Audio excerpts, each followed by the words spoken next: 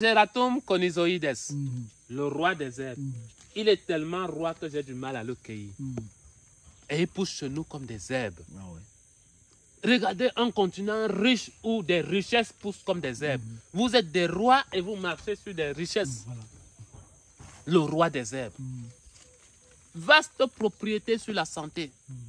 Il n'a pas d'égal. On le reconnaît à ses fleurs bleuâtres et à ses feuilles et ses tiges pubescentes.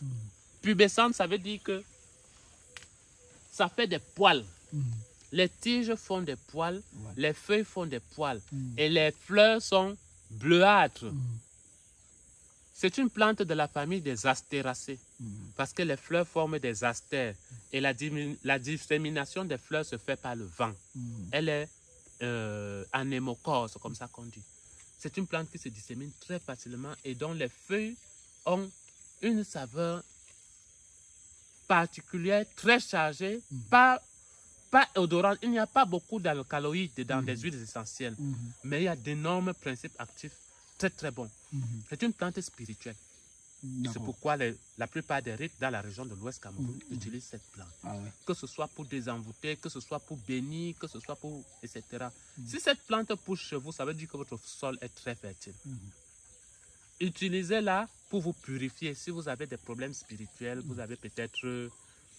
vous passez par des mauvaises périodes.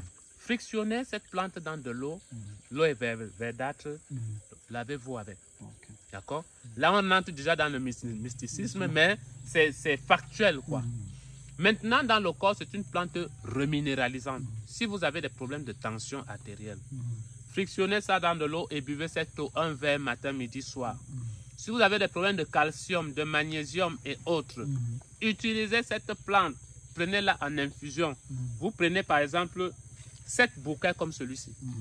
Vous faites infuser dans 1 litre d'eau et vous buvez un verre matin, midi, soir.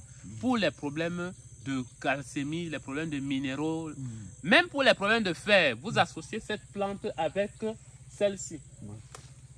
Eremomastax speciosa. La plante des deux côtés, vert et rouge. Pour les problèmes d'anémie, vous associez ces deux plantes et vous buvez le liquide un verre matin, midi, soir. Maintenant, en naturopathie, il faut aller à la cause de nos maladies. Il faut savoir d'où vient mon problème d'anémie. Donc, une fois que j'ai bu ça, je vois mon naturopathe. Pourquoi ensemble, on voit comment résoudre le problème à sa racine. Tout à fait. Très bonne plante à associer avec...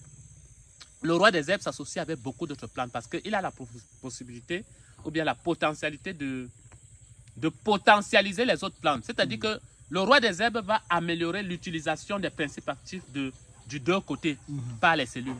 C'est extraordinaire et ça a déjà été démontré, recherche à l'appui, que cette plante aide les principes actifs à être assimilés par les cellules.